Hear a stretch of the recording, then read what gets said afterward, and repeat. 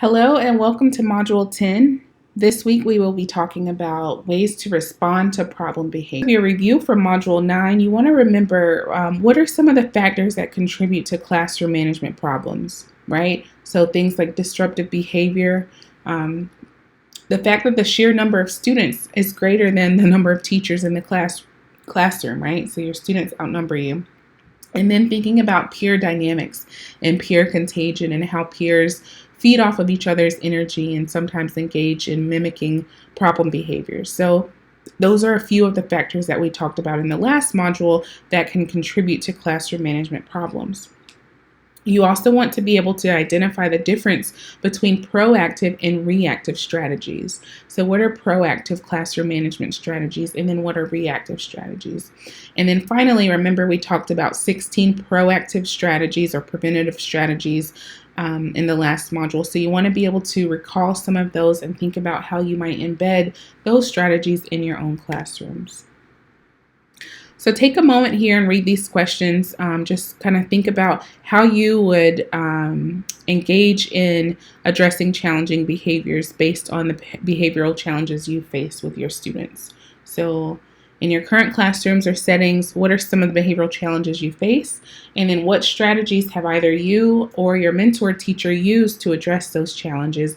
And then which methods or strategies have been effective? And then which ones have not been effective? So one of the challenges to managing behavior relates simply to the fact that students spend the majority of their school day in the classroom, right? And so a lot of these discipline problems originate in the classroom and often result in removal from instruction. So one of the key things to remember is that you want your students to remain engaged in instruction so that they can achieve academic and social success. And this notion that the culture of education often reinforces ineffective practices and creates barriers to implementing effective practices is really important. So, in other words, you want to be able to really reinforce students engaging in sort of following the classroom expectations and rules. And then you also want to avoid any creation of barriers that contributes to their lack of progress. So behavior, we talked a little bit about this at the beginning of this course, is functionally related to the teaching environment. And so behavior is anything a person does, right? And so the teaching environment is all that happens before, during, and after the student's behavior. So you want to think about what constitutes this particular environment, what's happening in the student's environment, and how is that related to the student's behavior or what he or she does. So you want to remember that these are key things to keep in mind when you're thinking about student behavior and challenging behavior. So in your book for this chapter, you read about some of the nature of problem behavior and what constitutes non-problems, right? So those that are brief and unnoticed by other students. And then minor problems are those violations of classroom rules, but they don't necessarily disrupt the classroom order. So for example, a student might speak out of turn, but it doesn't cause the rest of the classroom to kind of, result in an uproar, right? Major problems, though, disrupt the classroom order and they interfere with learning. So sometimes this is limited, or usually this is limited to just one student or a few students. So for example, a major problem behavior in the classroom might be when two students start arguing about sharing materials, and then a third student jumps in. And so, a fourth student turns around to say, hey, why are y'all arguing? Something like that. So you have a few students and it kind of disrupts the classroom order because then all the peers are kind of looking around to see what's going on before they're able to refocus.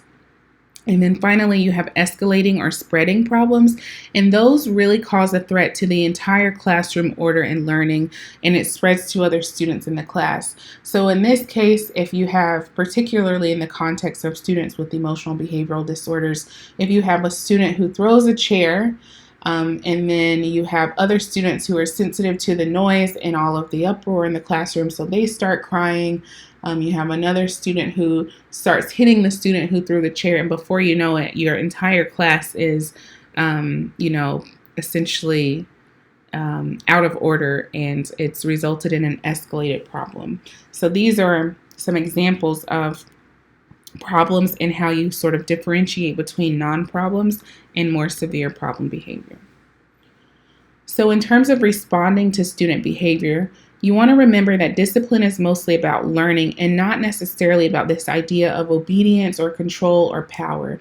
You never want to operate in the classroom thinking, I'm in control or power. Now, it is important to demonstrate and to develop instructional control, and we call it that, but you don't want to operate within this notion of control over your students. Instructional control means that you're able to engage with them, you're able to follow your lesson plan, and students are responsive to that without you having to use a loud voice or things like that, without manipulation. So just think of remember that your discipline is mostly about learning and not about this power struggle or this control issue. You also want to remember that your beliefs as teachers have a cultural component, and so you have to remember to kind of self-monitor that. We talked about cultural reciprocity and the impact of understanding, or the importance of understanding the backgrounds of your own cultural beliefs and how that plays a role in that of your students. So keep that in mind when you're facing challenging behavior, and what are the contexts of students' behavior, and how can you think more broadly about what might be contributing to these factors. You want to use positive behavioral interventions and supports that are research-based and have demonstrated efficacy or effectiveness, okay? So thinking about the response to intervention and using positive behavioral intervention supports, and how you can engage in supportive strategies to reduce problem behavior at each tier of the PBIS model. So keep those things in mind. You also read about a number of ineffective ways to respond to problem behavior. And one of those ways is by ignoring it, right? So we talk about ignoring behavior a lot, particularly in ABA, when you think about how to ignore the importance of ignoring behaviors among some students, so that you're not giving the attention that they're seeking as a function of that behavior. But in many other cases with challenging behavior, you don't want to completely ignore it unless the teacher attention is the only reinforcer. So that's usually not the case in classroom-wide issues.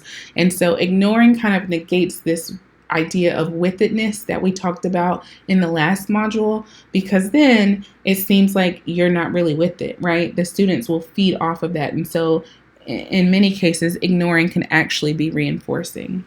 You also want to avoid nattering, or, saying, "What's the matter with you?" or "Why do you act like that?" because that just continues to agitate the student, and it demonstrates a lack of instructional control or respect for your student, okay? And it can lead to a power struggle, so you don't want to engage in those power struggles. You also want to avoid yelling or threatening. Like, that's just not effective, and it could be one of the most damaging responses to the problem behavior. It can lead again to a power struggle, and it essentially just escalates the problem behavior that's already there. So you want to avoid yelling and threatening.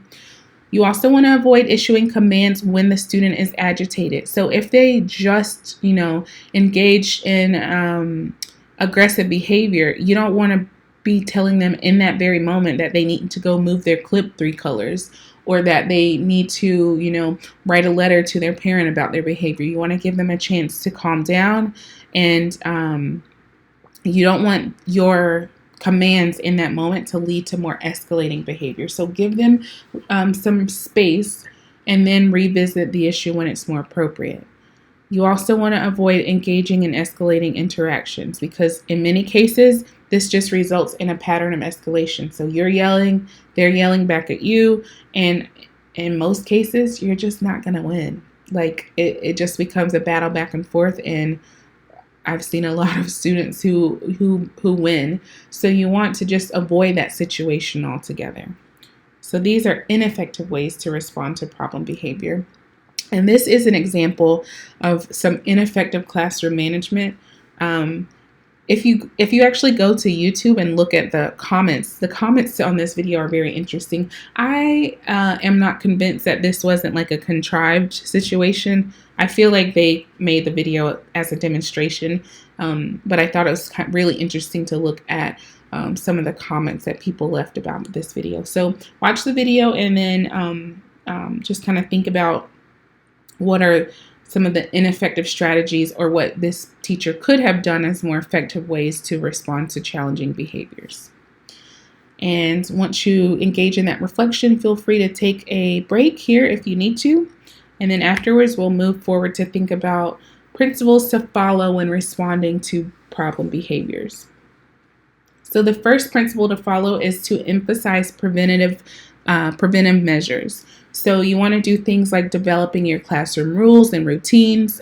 You want to minimize the amount of downtime that students have. So when students have this, downtime or free time where they're not really sure what to do, they often end up engaging in challenging behavior. So you want to minimize that as much as possible. You want to plan lessons that are at the appropriate level of difficulty. If things are too difficult or too easy or not challenging enough for students, they end up in a space where they're trying to find something to do, either something to do or a way to escape something that's too difficult, and that often results in challenging behavior. You also want to have a system for monitoring your student behavior and a system for reinforcing positive student behavior. You want to modify your learning environment. So this could be in terms of the student seating assignments, so where each student sits on a day-to-day basis. Some teachers switch this up on a daily basis or even a weekly basis. You want to modify the types of assignments that you provide, so give some variety in the types of assignments that are assigned. And then you want to be able to modify the physical arrangement of the classroom. So changing the way your tables are arranged or the desks are arranged or the types of groups that students work in. So modifying the learning environment helps to reduce challenging behaviors as well. You can foster positive student interactions by giving students opportunities to interact in meaningful ways and creating special programs. So when you look at this station teaching, when you group students in different ways and you change the groupings, it gives them an opportunity to interact with peers with whom they may have not interacted with as often. And you just provide opportunities to interact in special ways or meaningful ways. It's also important to think about school-wide strategies that are embedded within the context of your classroom and also help your students understand how they generalize across settings. So we need to have quiet transitions from morning group to our first special of the day, and then from your special back to your classroom, and then from your classroom to lunch. So make sure that you have that expectation that those behaviors that are expected in one space within this school are consistent across settings, and so you want to be able to generalize that. You also want to think about other ways to manage behavior for effective learning, and that includes effective communication. So you want to treat students with respect and trust. You want them to be able to trust you, and you want to be able to trust them. You want to understand that student-teacher communication is complex, and so particularly for students with disabilities, for students who have communication challenges that are also compounded by behavioral challenges, you have to realize that there may be language differences and that everything is not always communicated as clearly as we think it is. So sometimes you just have to back up and make sure you have an understanding of what your student is trying to say, and also make sure they have a clear understanding of what you're hoping to communicate to them. And you want to make time for individual talks and positive comments. We talked a little bit before about that positive reinforcement, and so that is very critical in terms of managing behavior. A third principle is to use pre-correction strategies, so things like antecedent manipulation. So for example, you can use a priming strategy for a student before they even go into an activity, remind them of the strategies they can use and what they can do to ask for support. You also want to identify the triggers. So some students have very clear, visible, physical, outward signs that show you that they're becoming anxious or upset or frustrated. And you want to be able to identify those triggers so that you can proactively intervene. Okay. And along with that, you want to be able to anticipate problem behaviors. So those two kind of go along together, being able to acknowledge when a problem behavior might occur. And then you want to use this 7-step plan. So I will let you all read through each of those, and you can get additional information about the 7-step plan in your reading for this week. The next principle is to respond privately rather than publicly. So I'm sure many of you have had, experiences in school when your teacher sort of called you out and said, Jamie, you're too loud. That's not appropriate. And then everyone's looking like, what did Jamie do? You really want to try your best to respond privately to problem behaviors, particularly among students with emotional behavioral disorders. It decreases the peer attention, so you don't have other peers, being nosy and laughing and possibly making the problem behavior more severe, and it doesn't disrupt the classroom order because other students may not even know that you're addressing a problem behavior. And then it reduces that chance of a power struggle, because if a student feels like they're not being respected, or they don't have that level of dignity that they would prefer, then they're going to try to engage in a power struggle. Well, you're not going to call me out in front of my peers. I'm going to give you a run for your money, right? So try your best to respond to problem behaviors in a private way. And you want to be consistent and fair. So you don't want to have rules for one student that don't apply to the next student, right? And so you want to use the same measured response across students and across settings. You don't want to demonstrate preferential treatment, and you want to be consistent in how you apply punishment or discipline or consequences for the rule violations. You want to use alpha commands. So you want to be very clear and concise in giving your directions. You want to make sure that you give information that's specific about what the student should do. And then you want to give the students an opportunity to demonstrate compliance. So in the morning, if you have a student who struggles with sort of getting settled in, you want to say, all right, Max, we are going to start morning group, and before we begin, I need to make sure that you have put away all of your things and that you follow the rest of our steps in our morning routine, right? So you kind of gave him that first step, and then you are giving him the opportunity to engage in the following, 2 or 3 steps, whatever's left in the routine. You gave specific information about what to do, get ready for morning group, and then you're giving him an opportunity to demonstrate compliance. And after Max follows those steps, you can give him positive reinforcement, whether it be verbal praise or a token if he's using a token economy system, whatever is most appropriate. So make sure your directions are clear, make sure your information is specific, and then you want to give your student a chance to actually demonstrate compliance with those rules. Number 7, you want to maintain student dignity. This is so important, right? We talk a lot about how students need to learn to respect their teachers. Well, teachers should also respect their students. It's definitely a two-way street. And you don't want your students to feel embarrassed or ridiculed, because that, again, creates issues with power struggles between students and teachers. And you want your students to respond to you with respect. So you should also respond directly with respect to them. And you want private responses to equate to perceived levels of respect. So I think in many cases, when students see that you're going, out of your way to kind of come to them and discreetly share what issues are going on, they're like, okay, well, she or he respects me enough to not embarrass me in front of my peers, and I value that. So you definitely want to demonstrate and maintain student dignity. You also want to maintain a calm attitude and demeanor. This is particularly challenging when you might have a student throwing a chair or throwing pencils or cursing or, singing in the middle of your instruction, and it gets frustrating sometimes, but you want to try your best to maintain a calm attitude and demeanor. So you want to move slowly but deliberately. So especially if a student is engaging in harmful behavior, you want to in that case, you might not want to move slowly, but you definitely want to move deliberately. You also want to speak as calmly as possible, but typically firmly, right? And then you want to keep a reasonable distance from students. So if they're engaging in aggressive behavior, if it's to the extent where they need to, have a restraint, that's different. But if you're, trying to talk to them and de-escalate the situation, you want to have an appropriate distance. And in many cases, you kind of gauge this based on your interactions with your students, and as you get to know them and their personalities, how close is too close, and how can I, connect with them without causing more harm. You want to use very clear and direct language when you're, talking with your students and working on de-escalation. And then you want to acknowledge their cooperation. So after they take their cool down period and you've asked them to go move their clip or to write a letter to their parent, whatever that sort of consequence is, you want to acknowledge that they've cooperated and thank them for that. Okay.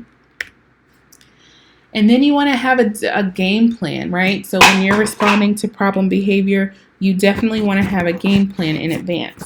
And one way to do that is to respond consistently to each situation. So if you have a game plan, you know how you're going to respond anytime a particular problem behavior occurs. You also want to have a plan for consequences when students do not comply. So if you've asked them to do something 1, 2, 3 times and they still do not comply, what are the consequences of that? And how do you apply those fairly and consistently? And then you want to remember points A and B, because it's extremely difficult to be able to choose a consequence in the middle